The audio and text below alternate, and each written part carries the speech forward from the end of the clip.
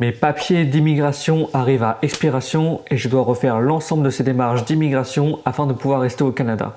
Et je me suis dit que c'était une belle opportunité pour vous faire une série de vidéos sur l'immigration au Canada afin de vous expliquer comment faire l'ensemble de ces démarches d'immigration. Donc si tu es intéressé, n'hésite pas à t'abonner maintenant à ma chaîne YouTube afin de ne rien rater sur les prochaines vidéos concernant la série d'immigration au Canada. La première vidéo de la série sur les démarches d'immigration, comment faire sa demande ou son renouvellement de son CAQ. Dans cette vidéo, tu vas découvrir quels sont les critères pour pouvoir faire ta demande en ligne, quels sont les documents requis à transmettre pour ta demande de CAQ, qu'est-ce qui se passe en cas d'intention de refus ou de refus de la demande, quelques recommandations et des contacts utiles pour t'aider. Donc reste bien jusqu'à la fin de la vidéo pour avoir toutes les recommandations pour maximiser tes chances. Sachez que pour la demande ou un renouvellement de CAQ, les démarches sont strictement identiques. La seule chose qui va changer, ça va être les documents à transmettre. De plus, la demande de CAQ est 100% en ligne, donc vous pouvez tout faire à partir de votre ordinateur. Donc tout d'abord, il faut faire sa demande en ligne. Pour ça, le lien va être directement en description pour que vous puissiez y accéder. S'il s'agit d'une première demande, il faut compléter le formulaire en ligne. Je ferai une vidéo détaillée où je complète étape par étape l'entièreté de ce formulaire. Donc abonne-toi à ma chaîne YouTube pour ne rien rater des prochaines vidéos sur la série d'immigration au Canada. Si vous faites un renouvellement, ça devient un peu plus compliqué parce qu'il va y avoir une analyse du MIFI, qui est le ministère de l'immigration, de la francisation et de l'inclusion. Pour la première étape, c'est comme une première demande, il faut remplir le formulaire en ligne. Cependant, il y a des critères qui vont être analysés par le MIFI et c'est ce qu'il faut prendre en compte. Tout d'abord, ils vont vérifier le respect des conditions de votre CAQ. C'est-à-dire que vous avez fait de vos études votre principale activité, que vous êtes étudiant à temps plein et c'est pour ça que vous êtes au Canada. Vous n'êtes pas ici pour travailler ou pour faire autre chose. Ensuite, ils vont aussi vérifier que vous êtes inscrit à temps plein sur l'entièreté des sessions depuis le début de votre CAQ. Vous devez également avoir réussi l'ensemble de vos cours et avoir une assurance qui couvre la durée de votre ancien CAQ. Ensuite, il y a une vérification par rapport à l'état de l'inscription et ou l'autorisation de pouvoir poursuivre vos études dans votre établissement scolaire. Donc pour cela, il faut simplement être présentement inscrit à temps plein pour la session actuelle et que votre école vous autorise à poursuivre vos études dans son établissement. Ensuite, il vous faudra un formulaire avec la date prévue de votre graduation et enfin une preuve de votre capacité financière à payer l'ensemble des frais jusqu'à la fin de vos études. Mais ça, on en parlera un peu plus tard dans les documents requis. Pour faire une demande de CAQ, c'est payant et c'est 128 $, peu importe que vous faites une première demande ou un renouvellement. Et le délai de traitement, c'est environ 25 jours ouvrables. Si pour le moment cette vidéo te plaît, abonne-toi à ma chaîne YouTube, like cette vidéo et partage-la sur tes réseaux sociaux, ça aide énormément ma chaîne YouTube. Maintenant que vous avez complété le formulaire en ligne, il faut transmettre l'ensemble de vos documents sur la plateforme Arima. S'il s'agit de votre première demande, vous allez avoir besoin d'un passeport qui est valide sur l'ensemble de la durée de vos études, d'une lettre d'admission de votre établissement d'enseignement au Québec et une preuve de capacité financière, ce qui signifie avoir des fonds suffisants pour couvrir l'ensemble de vos frais de scolarité et de la vie à Montréal. Je détaillerai un peu plus tard dans la vidéo l'ensemble des preuves financières qui sont acceptées pour faire votre CAQ. Si vous faites un renouvellement, ça devient un peu plus compliqué encore une fois. Vous devez avoir un relevé de notes et une attestation d'études à temps plein avec la date de fin d'études prévue. Cependant, ces documents doivent être certifiés par votre université. Vous ne pouvez pas prendre celles qui se trouvent sur votre dossier étudiant ou que vous pouvez les chercher par vous-même.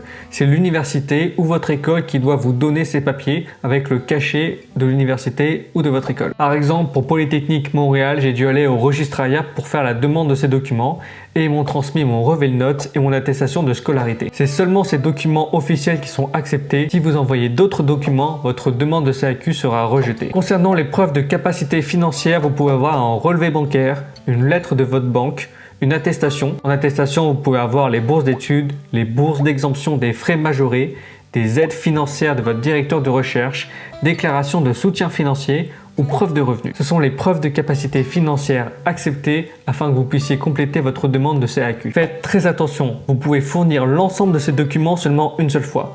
Donc assurez-vous que tous les documents requis soient transmis dans un seul envoi afin d'être certain que votre demande soit acceptée. S'il manque des documents, vous risquez d'avoir un refus. Et sachez qu'il est impossible de transmettre des documents après que l'envoi ait été fait, donc vous devez attendre le refus avant de pouvoir envoyer d'autres documents. Donc assurez-vous que votre dossier soit complet avant de l'envoyer. Si jamais il manque des documents malgré le fait que vous avez déjà vérifié, vous allez probablement recevoir une lettre d'intention de refus, ce qui est différent d'une lettre de refus. Dans cette lettre d'intention de refus, vous allez avoir un délai pour envoyer les documents manquants. Donc vérifiez bien les dates et les délais pour transmettre les documents à temps. sinon vous allez avoir un refus, et un refus entraîne de refaire l'ensemble de ces démarches. Donc vous devez repartir à l'étape 1, vous remplissez le formulaire en ligne et repayez les frais de 128 $. Une fois que vous avez vérifié les dates et les délais, ils font comprendre ce qui est demandé afin de pouvoir y répondre. Si jamais ce n'est pas clair, je vais vous donner des renseignements plus tard pour pouvoir vous aiguiller sur ces problèmes. En général, ils vont souvent vous demander de rajouter des documents manquants. À partir de là, vous avez encore un seul envoi, donc vérifiez bien que vous avez mis l'ensemble des documents manquants pour les envoyer en une seule fois. S'il manque encore des documents après ça, votre candidature sera rejetée, donc vous aurez un refus. Et à partir de là, il faudra encore recommencer l'entièreté de toutes les démarches, c'est-à-dire repartir à l'étape 1, remplir le formulaire en ligne et repayer les frais de CAQ, qui sont de 128 $. Les frais sont de 128 $ en 2024, ça peut varier en fonction des différentes années. Si jamais vous avez reçu une lettre d'intention de refus et que vous ne comprenez pas ce qui vous est demandé, vous pouvez contacter le MIFI. Le numéro va s'afficher juste ici pour pouvoir les contacter et demander un renseignement. Ils vont pouvoir vous aider en fonction des problèmes que vous avez si vous ne comprenez pas ce qui est demandé, et si vous avez besoin d'aide, ce numéro est là pour vous aider. Sinon, vous pouvez toujours contacter votre établissement scolaire. Par exemple, Polytechnique Montréal a mis à disposition un centre d'aide pour les étudiants, c'est le SEP, Service des étudiants de Polytechnique. Ils répondent à l'ensemble des questions concernant les étudiants internationaux. C'est une très bonne ressource que j'ai utilisée fréquemment. Vous pouvez aller les voir si vous avez besoin. C'est certain que votre établissement scolaire a également un service pour les étudiants. N'hésitez pas à aller sur leur site internet pour aller vérifier toutes les informations. Quelques recommandations pour éviter d'avoir un refus ou une lettre d'intention de refus. Sachez que les démarches d'immigration prennent énormément de temps. En effet, le CAQ, c'est seulement la première étape de toutes les démarches d'immigration que vous devez faire. Et ça prend énormément de temps. Donc c'est important de commencer au minimum 6 mois avant le début de vos études. Par exemple, si vous commencez au trimestre d'automne, c'est-à-dire en septembre, vous devez commencer vos démarches d'immigration au plus tard au mois de mars. C'est ce qui est le minimum pour assurer que vous ayez l'ensemble de vos papiers d'immigration avant de pouvoir venir. Comme vous l'avez entendu, il y a énormément de documents à obtenir pour pouvoir faire votre demande de CAQ. Donc pour éviter d'avoir des problèmes, récupérez l'ensemble de ces documents au moins 1 mois avant le début de vos démarches d'immigration, c'est-à-dire 7 mois avant le début de vos études. C'est ce qui est le minimum pour être certain d'avoir l'ensemble des documents requis pour commencer vos démarches d'immigration à temps. Les démarches d'immigration changent très régulièrement tous les ans, donc vérifiez bien les dernières actualités pour être certain que ça correspond à ce qui est demandé. Cette vidéo est en 2024 et donc pour l'année 2024, les démarches sont bonnes pour faire votre CAQ. Mais en fonction de la date à laquelle vous regardez la vidéo, il est mieux d'aller voir directement le site du gouvernement du Canada qui ont les dernières ressources qui vous permettent de faire votre CAQ dans les meilleures conditions. En effet, si ça change, les informations ne seront peut-être plus à jour. Donc c'est important de vérifier le site du Canada pour avoir les dernières actualités. Comme je disais un peu plus tôt, c'est seulement la première vidéo d'une longue série sur toutes les démarches d'immigration pour le Canada. En effet, je dois refaire toutes mes démarches d'immigration. Donc abonne-toi à ma chaîne YouTube si toi aussi tu as besoin de faire tes démarches d'immigration.